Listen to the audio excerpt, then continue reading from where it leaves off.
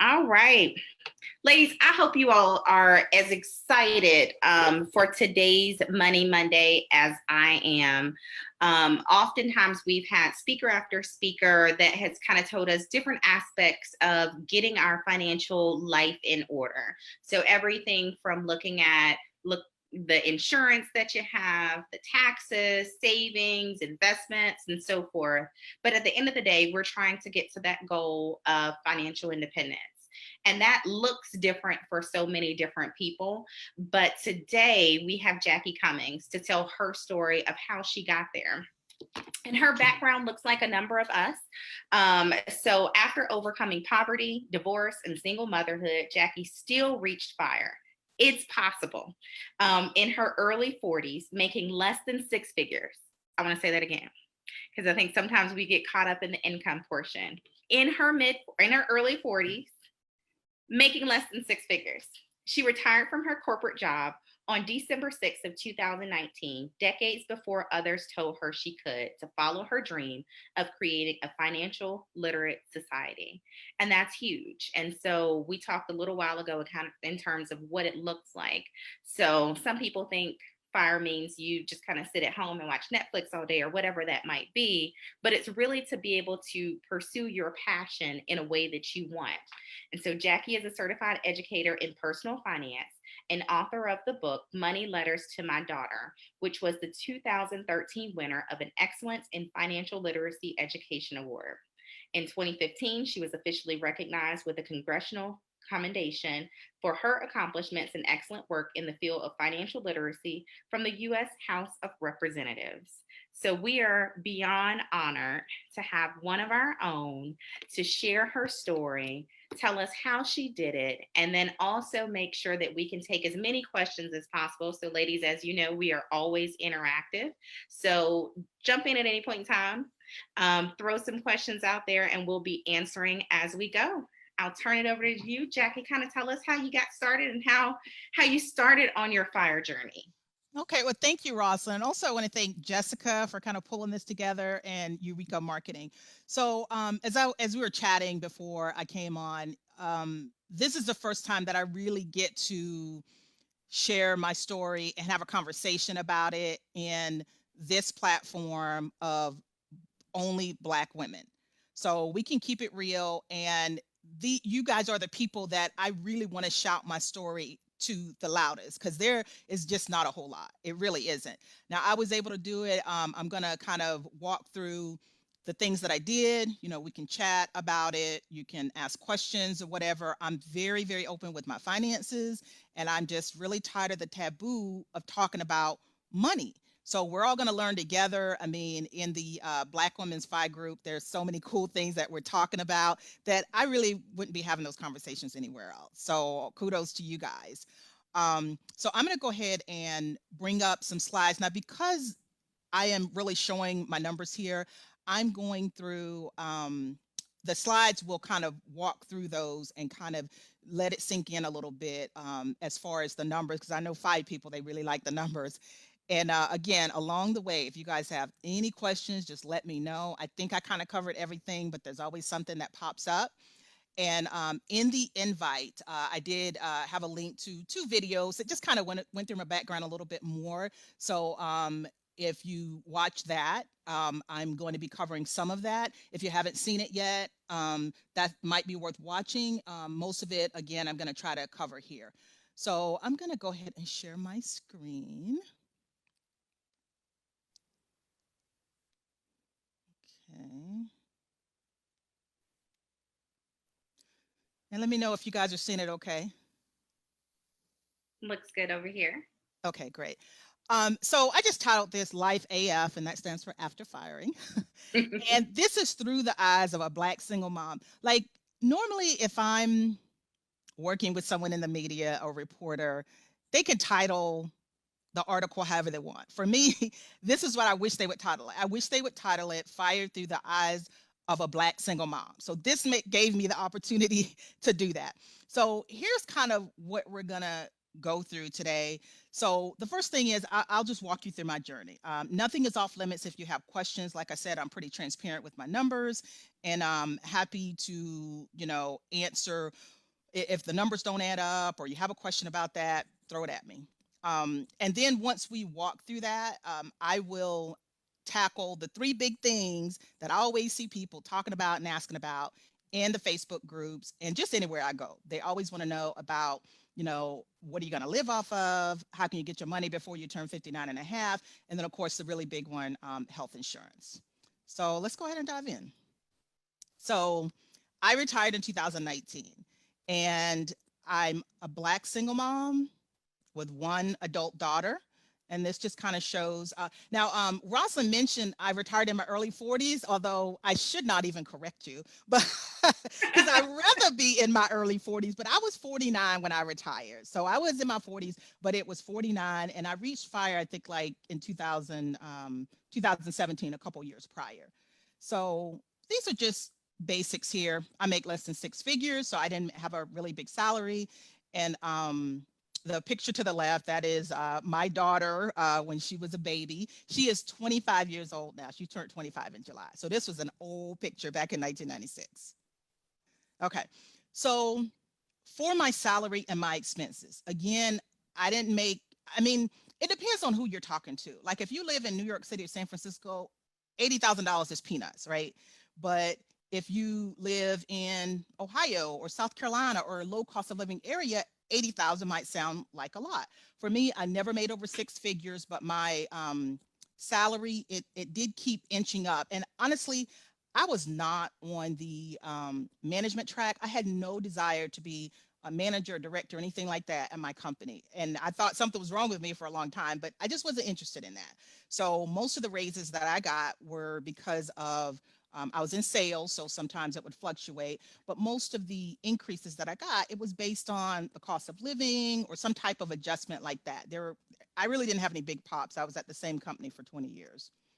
I had about $2,000 in other income, little side hustles.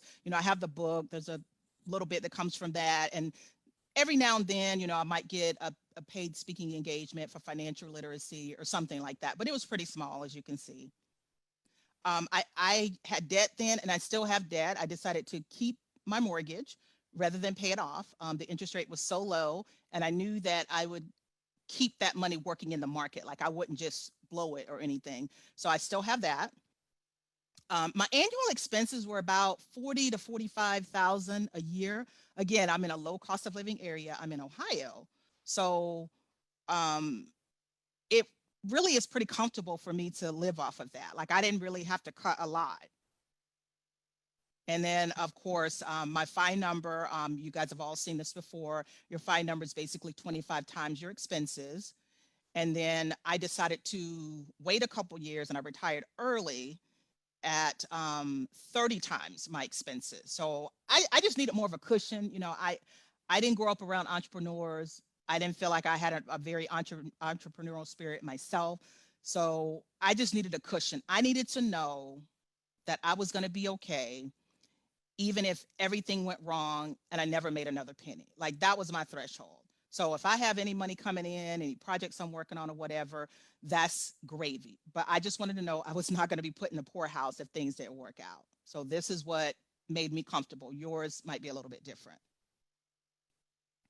Now here's my savings and investing. A lot of people in the fire community, they'll talk about, oh, I save 70% of my income or 50%. So I never quite made it there. And I really didn't feel like I had to. I mean, I was happy at retiring at 49.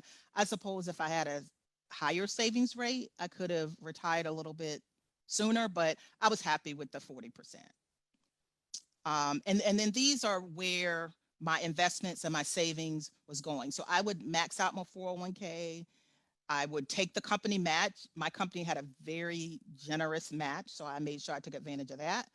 I would max out my Roth IRA, and my health savings account was a big thing for me because I started maxing that sucker out like as soon as it was offered to us. And I did that for about 10 years. So right now, my health savings account is worth almost $140,000.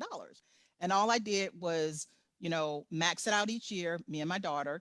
And luckily, we were very healthy and hardly ever needed to go to the doctor. So when I knew that I could invest that money in my health savings account and it rolls over from year to year, I really took advantage of that. So that was one thing that I would say is kind of an outlier. I mean, the fire community is starting to talk more and more about it, but that was something that I kind of got on board with pretty early. And then my taxable savings, I'm a part of an investment club. That was one thing that kind of helped me right after my divorce. And I knew I was interested. I was always enamored like with the stock market and investing. And when I joined this club, the people were great. I learned so much. And I'm still a part of that investment club today. And I started there, probably it's been like 11, 12 years I've been a part of that investment club. And more than anything, it helped me feel more comfortable about the stock market and investing. And that's probably why I started maxing out all of my accounts and maxing out my health savings accounts. So I'm going to pause for just a second. Do you guys have any questions, or are we good to go? So far, we're good to go. Joy Okay. did say you are inspiring me already. She's in the same Aw, situation, divorced single mom, and same salary range.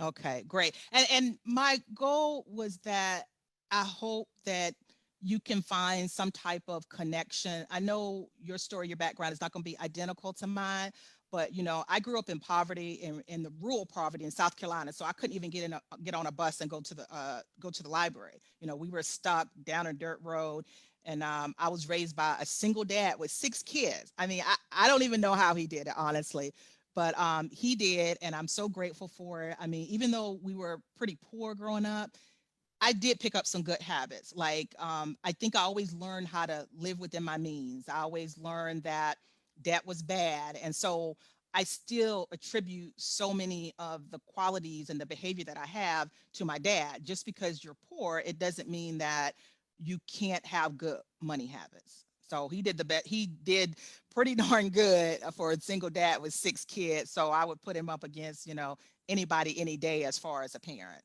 So. Okay. So let's look at my spending. Now, I'm going to jot down, I'm going to come back to this in just a second, but the way the way that I ended up figuring out how much I spent wasn't necessarily from doing a line item budget, which I know you should do. I did it kind of backwards, but here are just the numbers when I started kind of tallying them up of where my money went. Again, a really big part of this is living in a low cost of living area. So you see my housing was cheap. Like my mortgage payment, it's about $950 a month, something like that. And that includes principal, insurance, taxes, and interest. So nine hundred and something dollars for that. And I live in like a 2-story, 2,000 square foot home with a big backyard and a fence. So I'm pretty happy with that. And so was my daughter. Um, there's the income taxes. Now I worked hard to get those really, really low. Like my effective tax rate last year was like, I think like 5.5%. But as some people are in the 12% tax bracket, 22%, 24%. So taxes, I definitely see as an expense. And I think some people don't even think of that as an expense because it comes out of your check before you can even see it. But that's a big place that you could start saving that a lot of people don't even think about. So there's my utilities and maintenance, food, transportation, my travel, self-care, and then TV, internet, and all that. So it just gets, there's some more pieces to it, but these are like the big ones, and it comes to about 40 to 45,000. So as I mentioned, if I did this the way that I actually did it, I worked backwards, right? So my salary, my income, which includes my salary and that $2,000 side hustle, was about $82,000. And then I just subtracted my savings and my investing. And the reason why I did it this way is because, you kind of got to know your superpower. Like, what things are you good at? You hear all this stuff floating around, in the fire community about do this, do that. What things you are just better at than most people. And if you simply focus on that, you could probably make some move. So I knew that I was really good with saving and investing. So that was going to get done. Like that maxing out, for some reason, I just naturally knew that I needed to do that. And maybe it was like her hoarding mentality or whatever. I don't know. But I knew that that was going to be a fixed area of my life. So I subtracted that from my income. And then I subtracted my taxes, which was about $5,000. And I came up with about 43,000. Again, every year I'm between like 40 and $45,000 a year. So that's how I came up with my spending. Again, that's like backwards. So I wasn't really hardcore keeping a budget, but that's usually like the first step for most people to see where their spending is going. But I have to go back to my dad, and the way we grew up is you don't pay a penny more for anything that you get. You always try to look for a better price. You make things last as long as you can. So I feel like genetically just had that in my DNA. So um, I was never one to just splurge, or if I did splurge on certain things, those were things that I cared about, and I consciously did it. So that's how I did my backwards budget. Now, Jackie, we have a few questions. Sure. One, she says she'd love to be in an investment club. And so someone says, how did you select your investment club and what were your major considerations? Okay. So for the investment club, and I do get a lot of questions about this. So the company that supports the investing club that I'm a part of is called Better Investing. It's betterinvesting.org. And I think if you go to betterinvesting.org and you hit /clubs, it'll show you the different clubs around the country. And here's how I found out about it. So again, at the time, I was probably like 35, 36. And I live in Ohio, but I had a coworker that lived in Boston. It was on the phone one day, and she was telling me about Better Investing and the investment clubs, because she knew I was interested in investing, and we would chat about it. So she said, they're all over, and they have clubs all over. I'm sure they have one in Ohio. You should just Google it. So I Googled it, and there's something called, and the club that I'm a part of is called a model club. And the way that a model club is set up is basically they're designed to show the public and anyone that wants to come visit how a club should work. Now, we invest real money, we have a portfolio, and there's about 15 to 18 people. Anyone from the public can come to any of those meetings anytime. So I would say if you find what they call a model club, you are invited. Most of them are on Zoom now, or they are doing online meetings. So I came to like 4 or 5 of those meetings just so I could better understand what they did and what was going on. And there was no pressure. I didn't have to join if I didn't want to. But it was so amazing to me when I saw all these smart people talking about stocks and investing. And after about the 4th or 5th time, I decided that I did want to join because everybody was very welcoming. And on top of that, I remember when I started, there were 2 older Black women in that club. And that also kind of made me feel just a little bit more like, okay, I'm not the only one. And I would say they kind of went out of their way to make sure that I was feeling comfortable and that I got all my questions answered. So this was back in 2008, which obviously became a very good time to start investing. So I've been a part of that club since 2008.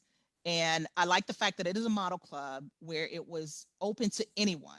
Because honestly, if I had to look around and look for friends or family, nobody had a club. So the fact that they had open arms, I was there and I was able to learn. Now, if it was not set up that way, I don't know if I would have encountered such a thing as an investment club. So, so yeah, I mean, the way that it's designed is mostly for education.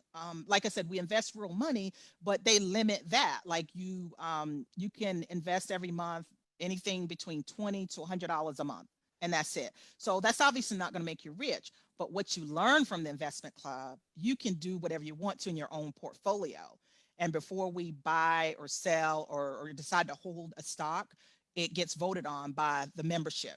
So let's say if for me, I follow Apple. That's my stock. I did a stock presentation. I introduced it to the club, and we ended up buying it. And it's one of our best holdings. But every person follows a stock, and every meeting there's an education presentation and there's a stock presentation. So we're continually looking at new companies. So I just gained so much knowledge, and I appreciate the community of this investment club as well, because finally I was able to have conversations around investing in something that I liked with other people that also liked it, just being around like-minded people, just like in the the Black Women's FI group. We're around people that want to talk about the same things that we want to talk about. So that's been a big part of my life, and I'm still a part of them. And actually, you know each region has like a regional board. I'm on that board. And then 2 years ago, I got invited to be on the national board. So I'm happy to be on that. I'm the only Black woman right now, but if things work out, we may have another one. And so that's just the kind of little differences that you can make in your scope of influence. So that's about the investment club. You got anything else? Yes, I have. Someone would like to know, what age were you when you got serious about fire? So was it from the very beginning, or what age were you when you said, I really need to hunker down, look at my numbers and see how close am I to reaching those goals? Okay, so here's how much time went by where I didn't know crap. Okay, so I got divorced around 2004, and around 2006 is when I finally stopped crying and decided that I needed to move on and think about, what did I like to do? What did I want to do? Things aren't going to change. I'm going to be a single mom, and that's what I have to deal with right now. So 2 years went by before I started looking at the investment club. That was the first thing that happened. Um, Once I joined the investment club, that really increased my comfort level around investing. So that helped me to max out all those accounts. So I knew I was going in the right direction. Never heard of fire. I was into personal finance, and I did want to know all these different things about money that a lot of times didn't get talked about. I was always a podcast listener. So back then, this is maybe 2008-ish, 2007. If I would go in the Apple store and look for podcasts, there might have been like 4 podcasts about personal finance. Now, if you go in there, it's like hundreds. So fire didn't even exist back then, or no one was talking about it. I would say, so my daughter graduated high school in 2013. I think it was right around the time she graduated from high school, because even when I wrote the book, I was still more so financial literacy, financial education, just general personal finance stuff. And I wrote the book to her because I had learned all this stuff about money and personal finance, and I didn't want it to get lost. So she was 14 when I started, and I just wanted to be able to give it to her as her graduation gift from high school. So once I wrote that book, I started just really getting more involved in financial literacy and teaching and workshops and stuff.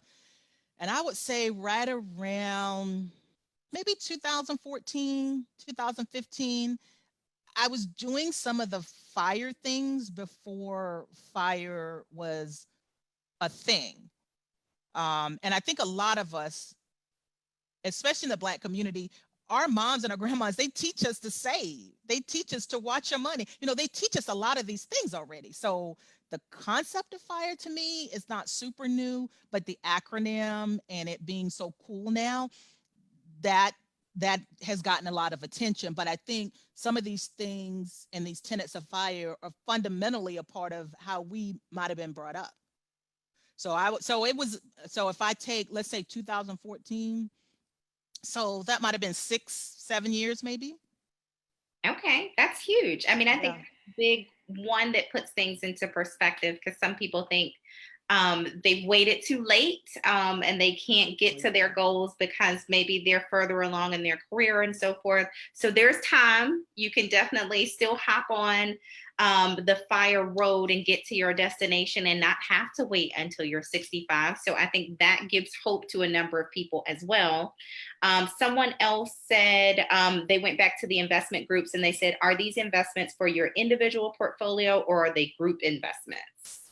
They can be both. So I have an investment club portfolio that we share, and the importance of when you are part of a club, you want really good accounting practices. So there's software that you use where every member can sign on at any time. They can see their share, they can see the stocks that they are invested in, their performance, all kinds of information. And most of these clubs are formal partnerships. Mine is where we get a K-1, every year. I have to file it with my taxes and everything. Now, aside from the club, which again is an aggregate and the decisions are made by the group, then I have my personal portfolio. I can do whatever I want to in there. So I kind of like both, because being a part of the club, someone else, if I had to follow that many stocks by myself, it'd be kind of hard, but it's kind of nice to hear different perspectives and just the collective knowledge. So I have both, because again, in the club, you're only allowed to, the most you can put in is $100 a month. If there's a member that leaves, then their share, you can buy a portion of that, which I did a lot of in the beginning because I felt like I was kind of behind. So you're not going to get rich in that portfolio, but the whole idea is you take what you learn from the club and you apply it to your own portfolio. So there's like different tools and things like that that Better Investing has that helps you analyze a company, analyze a stock, and it just gave me a lot of ammunition to finally feel like I knew what I was doing. That's good stuff. Now, someone else says, what was your financial profile like following your divorce? Had you already been saving, or did you have to start fresh? Oh gosh. Okay. So so this is, when you go through a divorce or anything that's life changing, there's some things you're proud of, there's some things that you're not. So my husband and I, we both came from poor families. So none of us came to the relationship with much of anything. Everything we had was built together. And I was married for about 11 years. Most of that time we made about the same, but when I was kind of recreating my finances recently, he started making a little bit more than me towards the end of the divorce. So when you get divorced, especially if you've been married at least 10 years, they're going to take all the assets and basically split them down the middle. Now, the only real assets we had was in our 401k. Like the house, we only had for a few years, and there was hardly any equity in that. Cars had car payments on them. It wasn't anything horrible. I had a tiny student loan debt, and I have to, again, thank my dad for that, because when I was going to college, I was working full time plus, like maybe about 50 hours a week between two different jobs to pay my way through school. And so I think that last year I was in school, I needed to get a loan. And finally, when I went back to the finaid.gov website, it was $6,500. So that wasn't that much. So it wasn't horrible. So the only real assets we had, the largest assets, were our 401ks. Now, I had $20,000 in my 401k, and at the time I'm 36, and I'm thinking that's pretty good, right? Well, my husband, in his account, he had $120,000. So we had $100,000 difference in our 401k. And I kept thinking and wondering and just agonizing over how on earth did he get more in his account than mine? And there was a few things that that contributed to it. Like, for instance, he had worked for a bank, and this was back in like 2005, 2006, when banks were on fire. He had the stock of that bank inside of his 401k, which was doing great up until 2008, right? So that kind of had something to do with it. I remember during that time, I'd gotten laid off, and I wasn't contributing for about a year into my 401k, and I was doing just the match. I think he was doing a little bit more than the match, but it created this huge disparity. Now, luckily, the courts, they basically take that money and they split it in half. So I ended up with about $60,000 from his account. I think they grew a little bit more between the time we started and the time the divorce actually took place. So the finances weren't horrible. I would say on a scale of 1 to 10 at the time that I got divorced, I would say my finances was like maybe a 4 to 5. Not that great, and I really didn't know much about money at that time. And I think that divorce was something that kind of sparked my my interest and motivated me to like not ever be that financially vulnerable again, and that ignorant about my money. And that's when I sort of that turned on the switch. I think that's great motivation. Everybody has their thing, their thing that kind of moves them. There was one question. I like this question simply because you're in Ohio. I am in Washington, D.C., which is definitely nowhere near a low Oh, cost of living. right. Um, so she says, I guess I need to leave New Jersey to get her cost of living down. Was Oh, your living in no in Ohio something that you transitioned over to? Was it just someplace, how did you get from South Carolina to Ohio okay. or anywhere else? So how did you make that decision to make Ohio kind of home?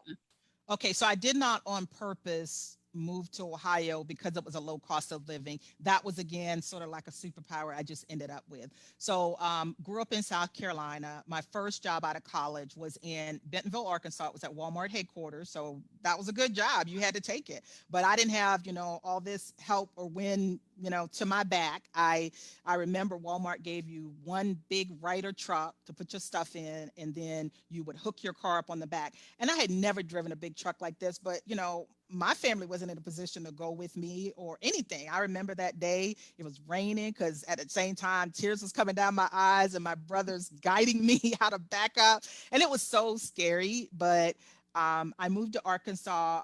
I'd started dating my husband at the time, and he was in the military. So I was in Arkansas for about 3 years, worked at Walmart headquarters. And then when my husband got out of the military, he got us job at um, in Ohio, and that's what moved us to Ohio. And I followed him there, and then I got stuck. But no, I thought it was the right thing to stay in Ohio because so that my daughter would be a little bit closer to her dad, and it was just the right thing to do. So I've been in Ohio for over 20 years. My daughter was born in Ohio. So and it so happens now South Carolina is a low cost of living area. Arkansas is a low cost of living area. Ohio is a low cost of living area. So either one of those, we would have had that benefit. And because of family and circumstances, if I were in a high cost of living area, I don't know if it would be enough to try to reach fire. I'm going to move to a low cost of living state. You might have to just make some other tweaks and adjustments. Maybe your salary is a lot higher. Maybe there's other things that you can control, even being in that high cost of living area. And I think that it really gives way to evaluating your money, evaluating where you are, because wherever you are, sometimes you just got to make it work. Sometimes Right. moving isn't necessarily an option. And Anna asks, she says $5,000 out of $82,000 gross from maxing out your tax deferred accounts, child tax credits, and what else? What kind of itemized deductions were you doing in order to get your tax Oh, liability so low? here are the two biggest things. Okay. Maxing out my 401k, I did traditional. So that reduced my taxable income there. That was $19,000 the last year that I worked. And then two, my health savings account, I was contributing $7,000 a year. So those two together was $26,000. And here's another anecdotal thing. So the $1,200 stimulus checks, you couldn't make more than $75,000, or it was like a phase out. So the last year that I worked, and again I was in sales, so it fluctuates a little bit. So the last year I was in like the high 80s. Let's just call it $90,000, right? Well, between maxing out my 401k and my health savings account, I'm trying to think if I got any other deduct. I have a business. Like there's a couple ladies that have talked about having a business. You can deduct a whole lot of stuff when you have a business. So I have an LLC. That only equaled like a couple thousand. The big ones was the health savings account and the 401k. So that and my the deductions that I had through my business, that got me to, I think, in the high 60s for my adjusted gross income. And that's the number that everybody looks at for all these different tax breaks. So for the stimulus package or the stimulus $1,200, you had to make $75,000 or less. So had I not been deducting or contributing, maxing out my 401k and my health savings account, I would not have qualified for that $1,200. So it brought my adjusted gross income down low enough to get the $1,200 that time. And I guess we'll be getting another $1,200.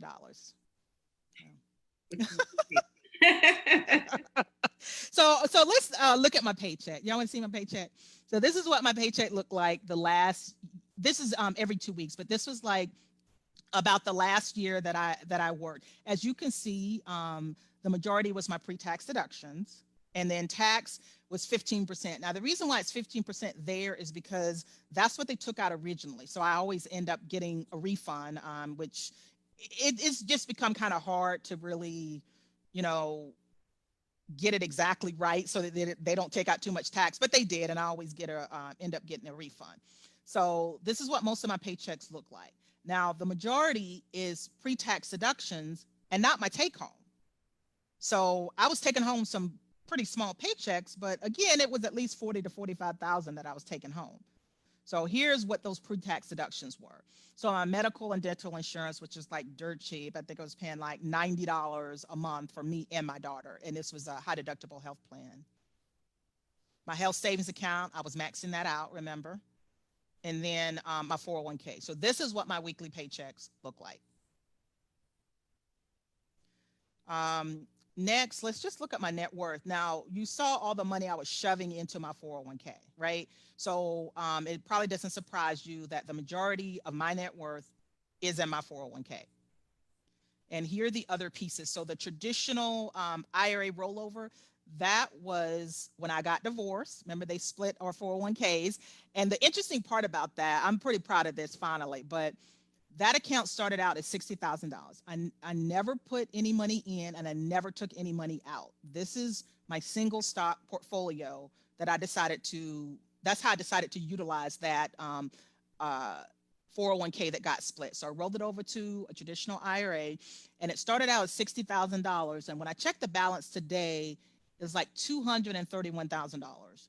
So it almost quadrupled over the course of about 15 years. So like I said, I'm pretty proud of that because what that account symbolizes to me was, the financially vulnerable moments in my life when I didn't know anything about money and investing. So that grew quite a bit. Okay. And then the health savings account, that's the one where I was telling you where I maxed out the family max every year. And the family max that you get, it's just based on two people. So it could be you and your child. It doesn't have to be you and your spouse. So just you and one other person. Oh, shoot. Okay. My home equity, that's not a whole lot, but I'm close to paying it off now. But the home equity would be next. And then my Roth IRA, I was maxing that out every year for about 15 years. My company had a little pension, like they froze it after I was with the company for about 10 years. So that's still hanging around.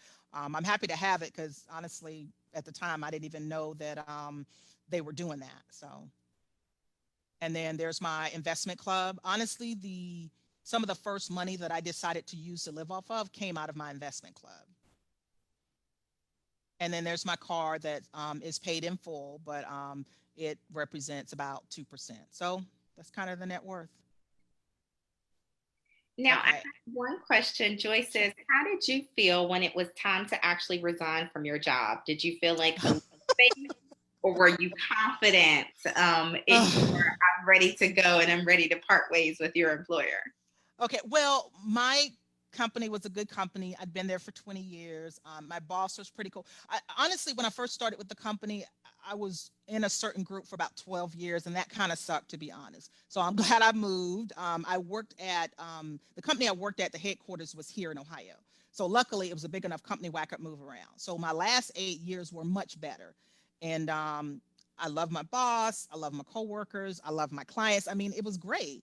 And so I definitely wanted to do it the right way. And I'm going to show you a little bit of the letter that I wrote to them when I left. So I gave my boss plenty of notice, like 6 months notice. And my closest friends at work, they kind of knew, but I was just keeping it on a DL because you don't know what might happen. Like coronavirus could have happened like before I retired, right? So I wasn't trying to burn any bridges or anything like that. So, and I'll talk a little bit more about that, and I'll show you the letter in just a minute. But this just kind of shows you what my net worth growth was looking like. As you can see, it's not a straight line. So I reached my FI number, which was the 25 times my expenses in 2017. And I just felt more comfortable working a couple more years. Now, this net worth statement, I just did it in Excel. And unfortunately, I didn't start keeping up with this until 2013. Remember, I got divorced in 2004. So this is, 9 years post divorce that I finally decided to sit down and look at my net worth.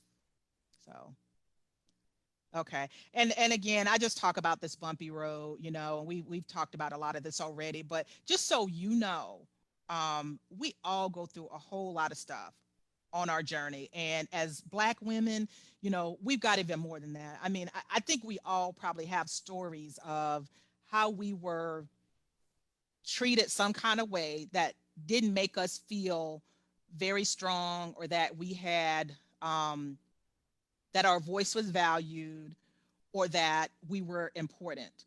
I mean, it's just a really hard journey. And a lot of times, you hear from, non-African American people, well, everybody can just do it. Like, it's not even a big deal, right? Like, yeah, everybody can do that. You should. They don't understand like the struggle and just some of these things that are obstacles that really shouldn't be, and obstacles that they probably never in their wildest dreams could have encountered.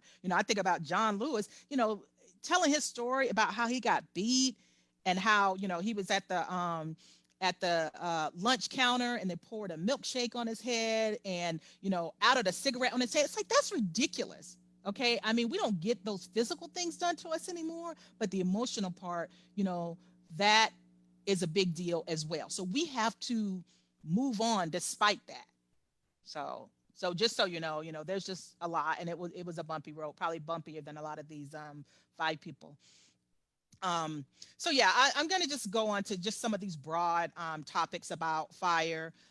If you've probably seen something similar to this before, like you just kind of want to grow your gap. So the things you want to decrease is your debt, your taxes and expenses, which, we kind of talked about those. And of course, you want to increase your, I keep wanting to go backwards. You want to increase your earnings, your savings, and investing. And we talk a lot about, like, with earnings. Some people think of that in a traditional way. Oh, you just need to make more at your job, or you need to get a promotion. No, you can have a side hustle. You can do real estate. What is your superpower? There's ways to increase your earnings, or so many different ways now than I would have ever imagined. So this is how you widen the gap. You want to increase those things next to the green triangle, and you want to decrease those things next to the red triangle. And that's just a big, broad concept of FIRE. And some of you were asking about, like, how old I was at certain times or whatever. This just kind of shows that. So, grew up in poverty. My dad actually passed away like before I even graduated from high school. So I was on my own at 17, basically. I did go to college. I mean, that was the one thing that I kind of knew was the right direction.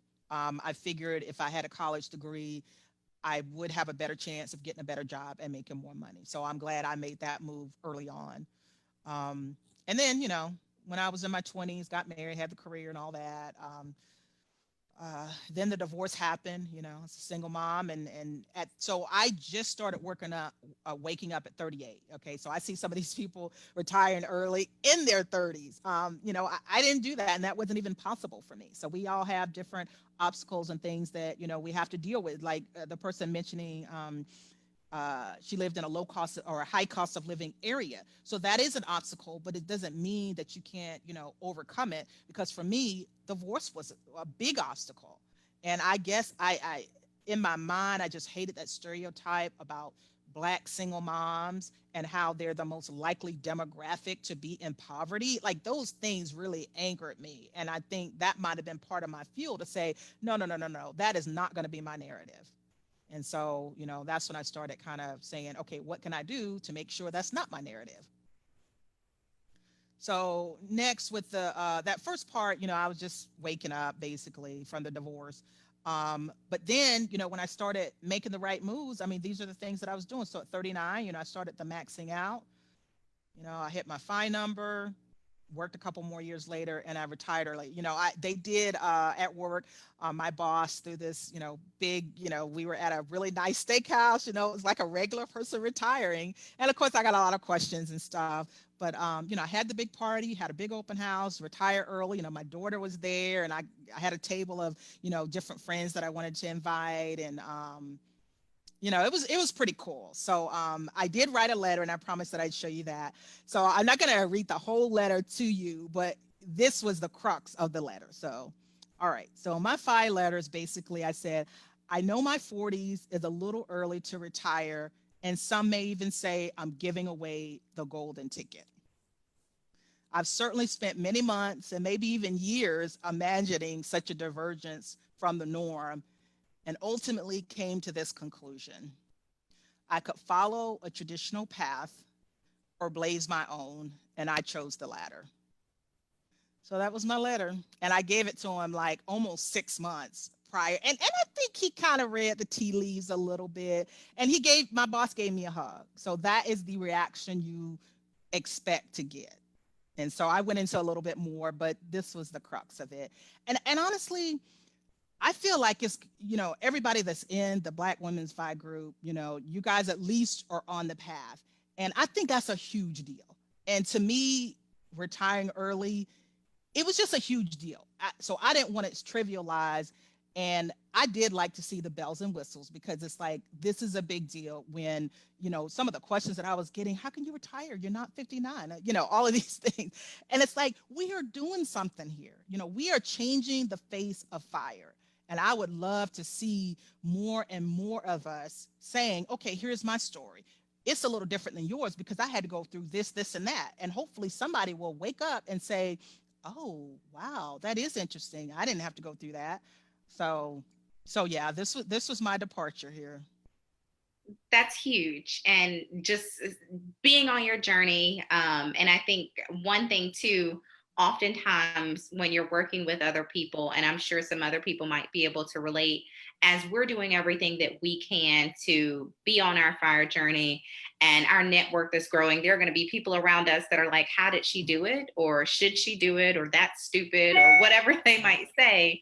And Anna actually says, how did you answer the question at your retirement party? So I'm guessing the question in terms of why, or what are you going to do now? Those kind of questions, because oftentimes people in your circle, especially people at your same level at work, they're saying, how the heck Right. did you do it? And we make about the same amount.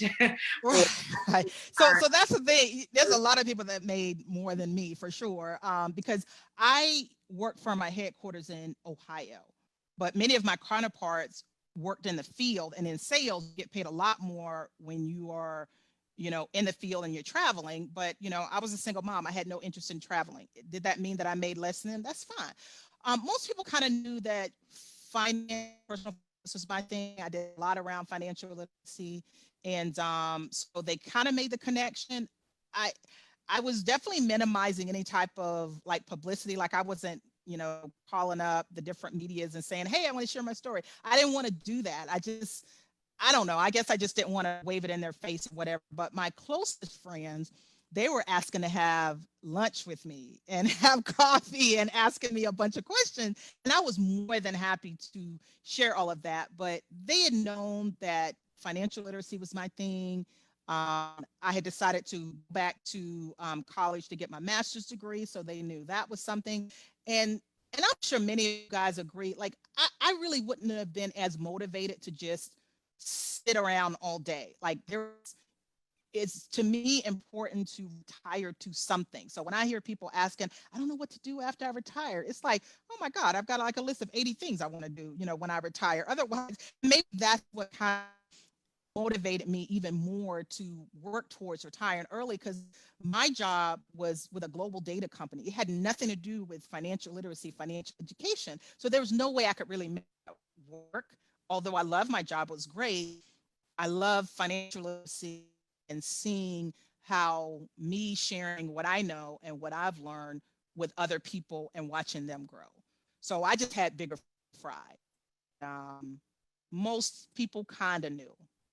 So, it's saying my internet connection is unstable. Can you hear me okay? yes, we can hear you. Okay. Okay. You get that message on there. Oh, So, oh yeah. somebody also said, what about family? She says, when I fire, I feel like I'm going to have to be very vague with her family. So I don't know. I know we were talking about, we had a little conversation before we actually went live in terms of Yeah. if you are the successful one, if you're the wealthier one, in terms of your family relying and leaning on you. I guess this is kind of a good time to Right. put that portion or answer that question in terms of how do you explain to your family, one, I'm retired, but two, that doesn't necessarily mean that you're rich enough to kind of Right. provide for everyone. Unfortunately, that's a big reality for us in the Black community.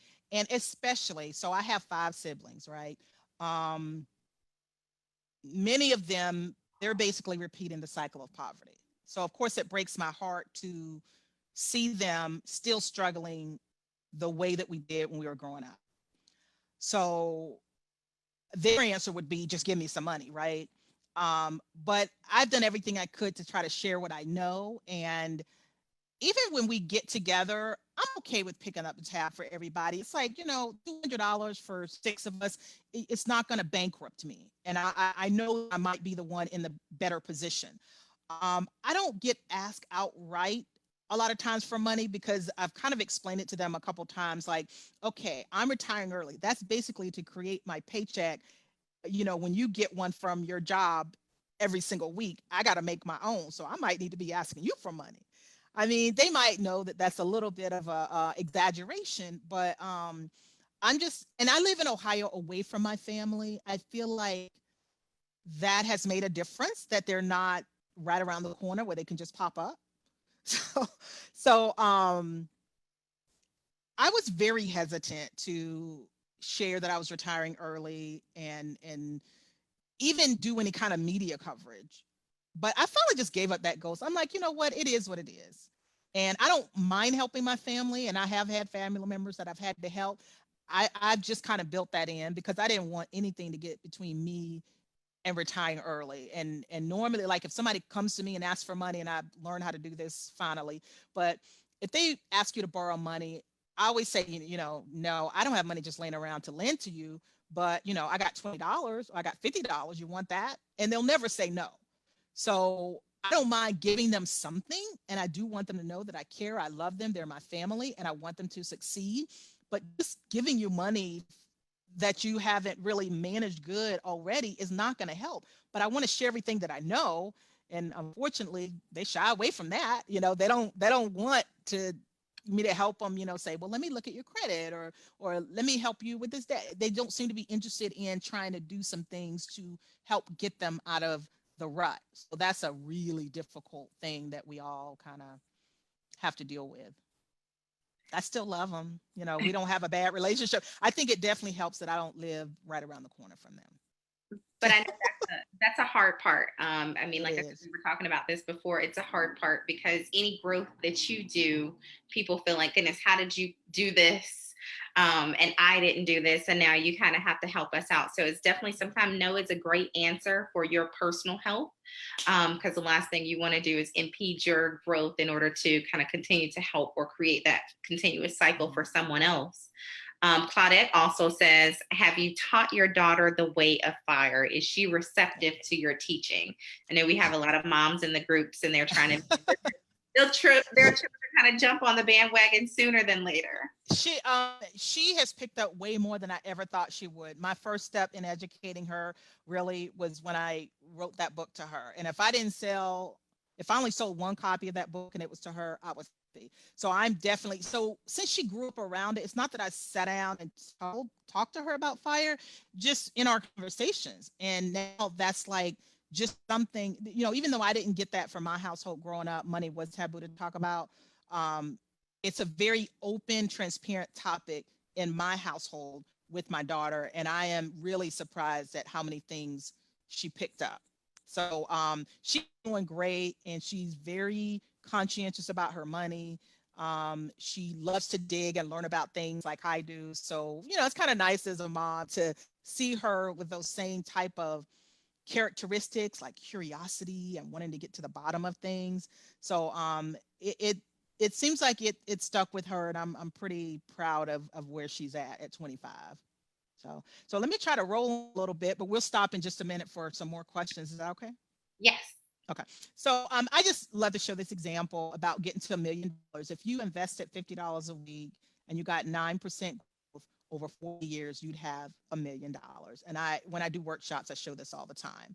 Now, one thing I also do is when I have family members or friends that are graduating, I always give them a crisp new $50 bill. And I show them that example about getting to be a millionaire just by saving $50 a week. And I tell them, here is the first $50 to get you started. And they just love that. So I'm educating them about compound growth.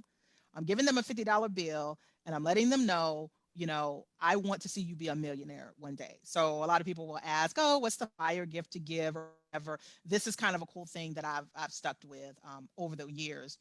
Now, I know I showed the 40 years, but since we're part of the fire community, we like to optimize things. So imagine if you can cut that time in half from 40 years to 20 years. And here's what it looks like. I mean, if you did $18,000 a year, now think about it, if you maxed out your 401k, that would be $19,500. So this is less than that. And if you did that over 20 years, 9% growth, you've had $1 million, 20 years. And just showing those side by side, 20 years versus 40 years. Okay, so I got a couple of slides I'm going to show you, and then we'll just round it out with like those 3 questions that I get all the time. But a lot of people talk about like what's the best path to wealth, and for everyone it's going to be a little different, but I think that there's like 3 primary areas: the stock market, real estate, and entrepreneurship. Just pick the one that lights you up the most. You don't have to be all things to everyone, and don't be hard on yourself. Just try to figure out like your superpower and what you are really good at and what gets you excited. Now, for me, these were some of my superpowers, and I call them a superpower because I know everybody doesn't have these things, and I just focused on those things. And we talk about a lot about, diversity, inclusion in the fire community. Like I said, when I started, it was just a few people, and most of them were white males, high income, 6 figures or more. A lot of them were engineers. I learned a lot from them, like Mad Scientist, he's one of my favorite, but there wasn't a lot of diversity in the beginning. Now I'm seeing all these content creators. I am seeing the diversity around fire evolve, and we are part of that evolution. So here are just the last 3 questions, and I don't know if anyone specifically has a question about these, so I'm just going to flip through them, and then we can, we may go a little bit beyond. I don't know if that's okay, but that way we can have all the questions at the end, and whoever can hang around can hang around. So the 3 big questions that I get about fire, and that you guys know come up all the time. After you fire, like, where's my paycheck? So that's basically just a 4% rule and pulling money out of your investment accounts. For me, I don't have real estate that I'm living off of, but that could obviously play into it as well. But my paycheck is basically coming from my investments. And that 4% rule, that's just the rule of thumb. But, some people say it should be 3, 3.5, whatever. The idea is now your paycheck is created by you by pulling off of your investments. And then, for the longest, I thought you had to be 59.5. There's so many ways to get your money out without penalty. And here are, again, we talk about these things a lot, and we can certainly maybe set up a discussion or a thread to talk about the different ways. But, automatically I could come up with 3 ways. And then these are just some of the other ways that you can do it. And then the very last one is the big one. I saw this come up in the group, I think maybe about a week ago, talking about health insurance. So I had to do my research there. And here are the things that I consider. The top 3 were what you see here. And there's some other ones. And I ended up, after really doing my homework on, what is the best way to go? It's going to be a lot more expensive than I was getting at work because my company subsidized it. I ended up going with the Affordable Care Act. So thank you, Obama. So yeah, I mean, those are the things that I get asked the most. And if we I'm sure you guys have questions around that, but again, we can obviously continue this, in the Facebook group, but since those come up all the time, I couldn't be done without like mentioning those. And that kind of does it. Just at the end of the day, what I was running towards something when I decided to retire early. And my goal and my big dream was to create a financially literate society. And that's what I was moving towards. And I'm so happy that I get to focus on that full time now. So what you got any other questions, Rosalind? I do. It's funny. Someone had the same question in terms of how do you draw down on your investments prior to 59 and a half. And I think that goes back to the order of your investments as well. And so as Jackie was talking and she kind of gave her wheel of her net worth, it's important to understand that you don't just start kind of liquidating everything on day one that you walk away, but being in a situation where you say, okay, I'm going to take assets from here first, and then here second, and then here third. And so really to have a good understanding of the order in which you take assets. And that makes a huge difference. I know someone else mentioned, she says ACA isn't so affordable anymore, right? And so she's asking the question, is the Affordable Care Act actually affordable? Definitely not going to be similar to what you might have at your company. But in terms of kind of an overall expense, how do you see that compares, Jackie? Yeah, so that is a good question. I would hear people saying the exact opposite things. Like some people say, oh, it's great, I love it. And then some people would say, oh, no, I hate it, it's really expensive. The most important part to remember about the ACA exchange is very state specific. And to an extent, it is county specific. So it depends on where you live. Now, some of the bad states where they don't have a lot of choices, which mean the prices are higher, have been New York, California, Arizona. Okay. So if you live in one of those states or a state where the exchange is not that good and there's not a lot of competition, you may experience really high costs. I live in Ohio. When I did my research for 2020, there were 45 different plans for me to choose from. And the one I ended up going with was like a Cadillac plan. Like I've been on these high deductible health plans where nothing is covered. It was now the rack rate, meaning before I got any subsidies, the list price was $455 a month, one person, 49.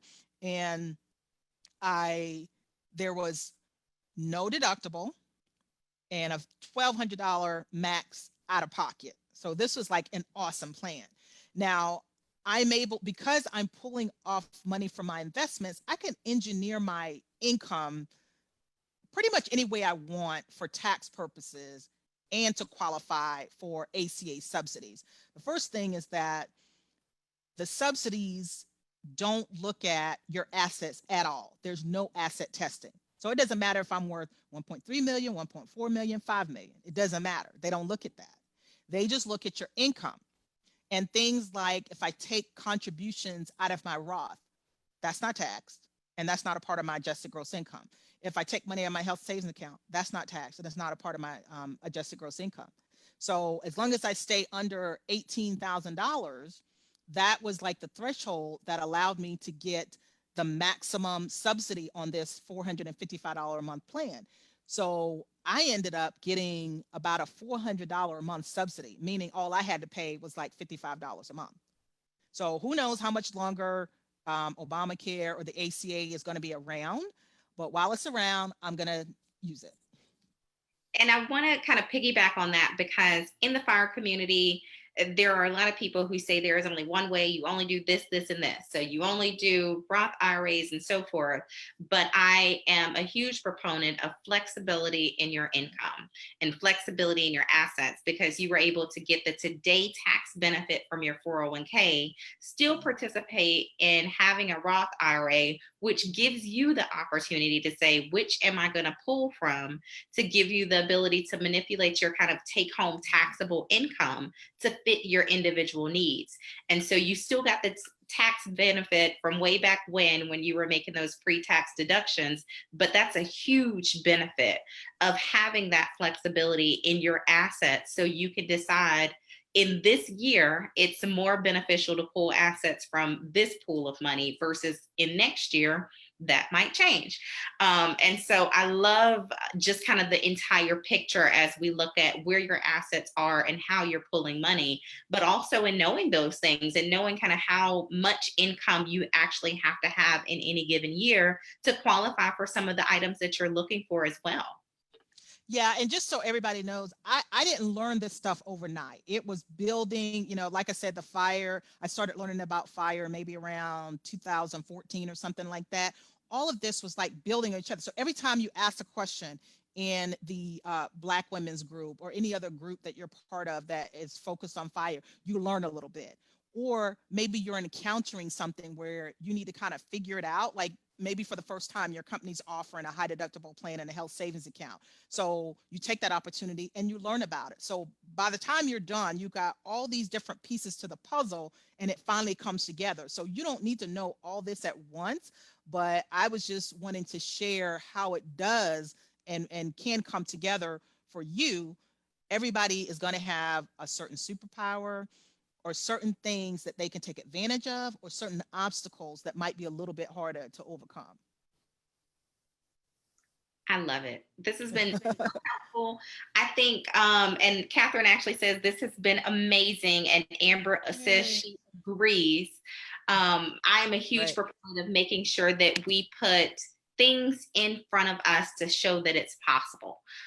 Sometimes we think that, goodness gracious, that big number. So when you say 25 times, whatever it is that you're spending, that does sound like a big number. But when you say, oh, it's only this much that you need to save per week or per month, it becomes more attainable. And once we see more and more people who are actually doing it, that's tremendous. Anna also says she's heard a lot of people who fire say, I realize now that I actually had enough years ago.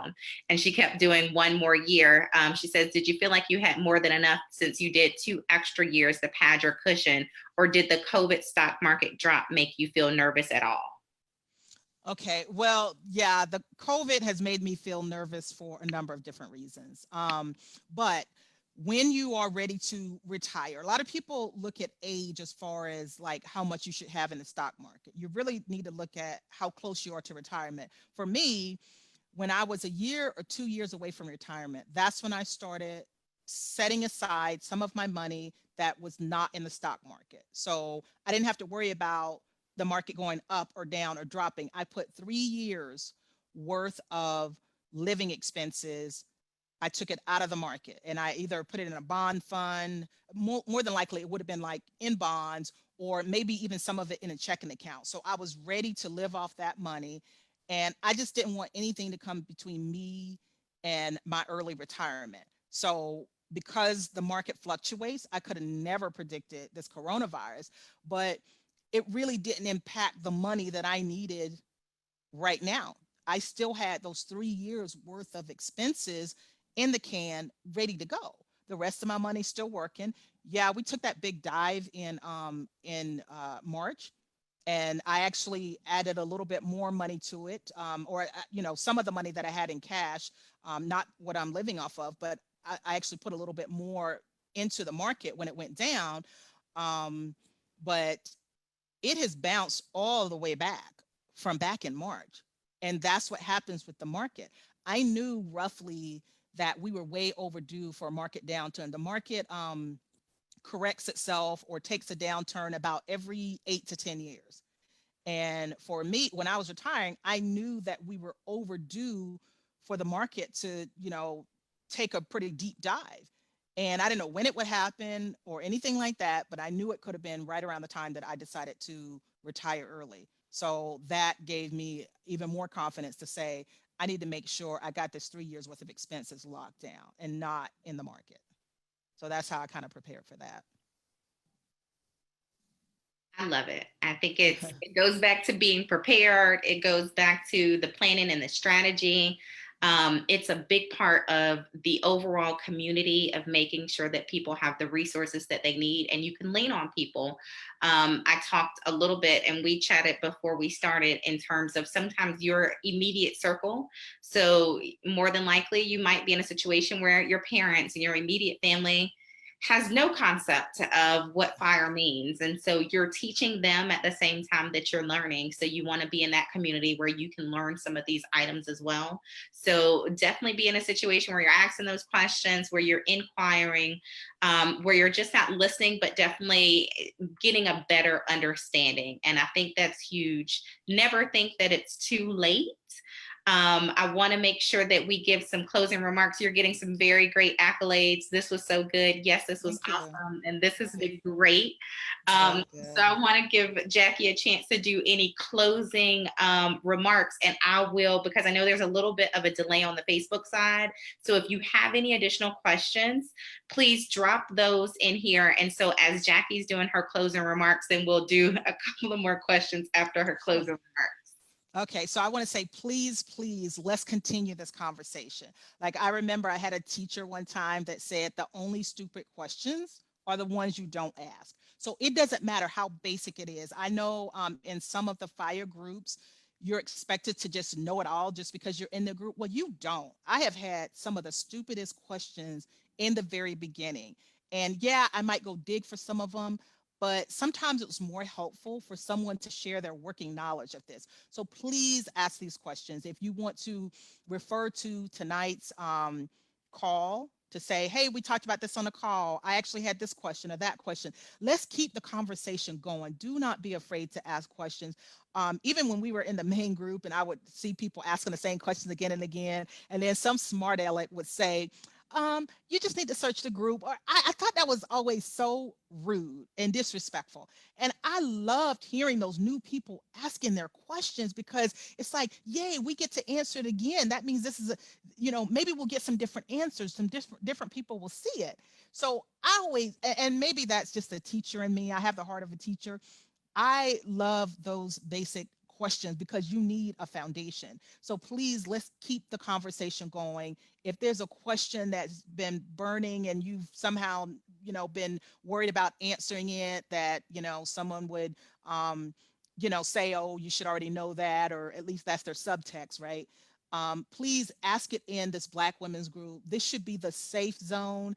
And there was a good conversation about taxes that's been in there the last couple of days. I love that conversation because we all are bringing something to the table. Some of us had misunderstandings. Some of us wasn't sure. Some of us was able to contribute and say, no, this is right. That's how we learn together. And this is only how we're going to get more of our faces to represent, this financial freedom. I only like FIRE because a lot of people are attracted to the acronym and it's a great media play.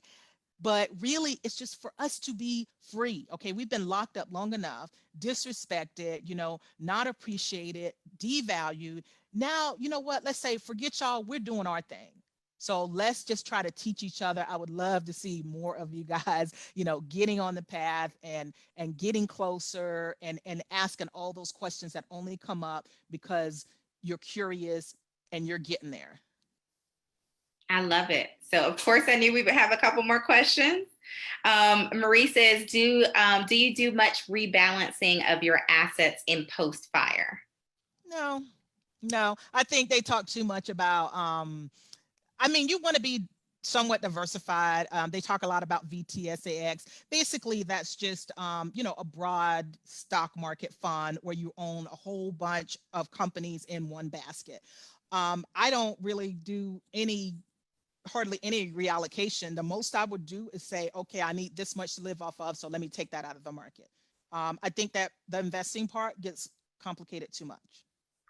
And that piggybacks on Crystal's question. She says single stocks or index funds. And if you look in the main FIRE group and a lot of the other dominant groups, they talk a lot about one particular index fund, and kind of everybody is geared towards one particular space. What's your thoughts on that in terms of single stocks or index funds?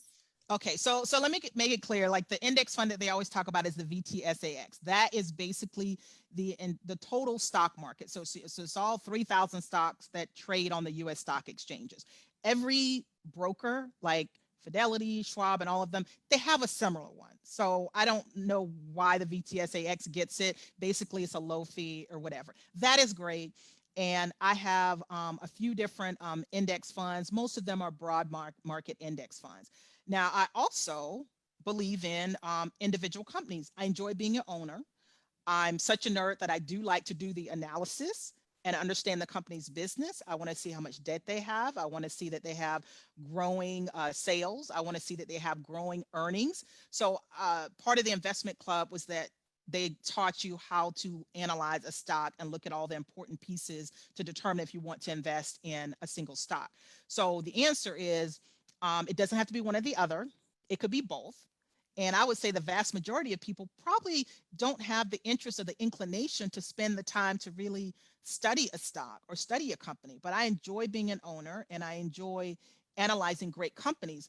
My single stock portfolio, between my personal portfolio and the club and the portion I have in the club, I would say that's only about 15% of my total net worth. So I don't subscribe to the whole you shouldn't invest in single stocks. I don't like anybody really telling me what I should do. I mean, if you want to share information and knowledge, that's great. But I have to ultimately make this decisions myself. And I enjoy having a single stock portfolio and I enjoy being part of the club, but it rarely has to be all or none. So I say both. Love it. And Sabrina says, did you ever work with an advisor? No, no, I have never worked with an advisor. And a lot of us don't have very positive experiences with advisors, although I know that the financial planning industry is trying to change that. The typical advisor model has been they want assets under management so they can charge you 1 to 2% to manage your investments. And they normally or historically have charged a minimum of usually like $500,000. I never liked either one of those. The main reason was that, okay, so now you want me now that I'm worth $500,000? It's like, what about the people that are just starting out, that just graduated college, that just needed a few tweaks here and there to get them on their path so they can become wealthy? You only want me now that I am wealthy? You know, you're picking off the low hanging fruit. It doesn't take a lot of creativity or imagination to do that. Now, what I have seen now is that that model is changing, and I'm glad that it is. There's plenty of fee-only financial planners, and there's so much to planning out your finances besides just the investment part. You know, what about your cash flow? What about estate planning? You know, there's these other components that somehow got lost. And what I'm learning now about the industry comes from, like I mentioned, I decided to go back and get my master's. So I'm going for my master's in financial planning and financial therapy. And the program that I'm taking is also designed for people that want to get their CFP, become a certified financial planner. And because of this bias that I came with financial planners, that played into me not wanting to get my CFP. But I went through this wonderful program this summer where we had all these different practitioners, all these different models, just some very cool, imaginative practices that I saw. And they also brought in a lot of people of color and a lot of African Americans to talk about diversity in the financial planning industry. And that actually changed my mind. And so I've decided to go for my CFP because when they gave me the statistic that said only 1.5% of CFP certificates are African American, I'm like, that's crazy. And I said, okay, I can take one for the team on that one. So I'm going to hopefully add to the numbers of CFPs, but it will be anything other than a traditional practice. Like the assets under management and the old model, the traditional model, won't be using that. I'll be doing something a little bit different. And there's so many different ways you can go. I think that answer in and of itself is the reason or the why behind the entire FIRE movement. It is really and truly the ability to do something else, to follow your passion, to have that flexibility as you're following your passion as well. So especially if there's something that you like or wanted to pivot towards or try something, you won't necessarily have to be guided by the need to bring home a certain amount of income. You can really try something. You can really reinvent the industry and in and of itself and really be able to help people who otherwise might not have access to it just because you don't have to worry about income as you're creating kind of this new process or this new pivot that exists in the industry. So I really want people to understand and talk a little bit more about their why. So I'll definitely be dropping that question a little bit too, in terms of what you might do, what's going to be your next, because retirement is not sitting on the front porch sipping lemonade. I'm from Georgia, so that's Right. my vision of it. And so that's not what retirement actually is. It's really being able to have that independence to do something new, to try something new, to learn something new, and make as many pivots as you want to. And so it's that freedom, that control, a lot of the things that we haven't had thus far, especially simply just working day to day, maybe working in corporate America and so forth. And so for all of our members, I want to ask a few questions. So I'll be dropping a few questions this evening. But definitely we want to know more. And I'll say, Jackie, thank you so much for sharing your numbers. I know that is so taboo in so many places in terms of how much you have, how much you save, how much you spent, but really that's what people need in order to actually know, is it possible? Do I have too little? Do I have too much? I think once you hit the first 100,000, when you have nothing, you think 100,000 is a lot. And when you have 100,000, you think $1 million would be enough. And when you hit 1 million, you're like, oh, well, is this enough? Right. So thank you so much for sharing your numbers. For everyone in the group, if you have topics that you want to hear more about, please let us know. We're constantly working on making sure that we have great speakers like Jackie to share their story. We have some great things that are coming up, so make sure that you check the events tab so you see some of the next speakers that are coming up as well. And then also, don't worry, this will be in the group. Someone says I missed the numbers. Don't worry, you'll be able to see it later. And then always remember, Eureka is a great tool for us as well. We'll drop the link in there because there are some tools and some ways that you can have mentorship, especially if you're in the business community, as you're growing and making sure that your business thrives, maybe that's your kind of fire why in terms of your ability to pivot from your 9 to 5 in order to run a business and so forth. So make sure you're checking that out and getting all the resources that you can as well. We'll drop the link in there so you can take a look and you can join us there as well. And until next time, let us know if there's anything else that we can provide you, any questions that you have. And I want to thank you so much. Thank you so much, Jackie. And thank you everyone for joining us. Yeah.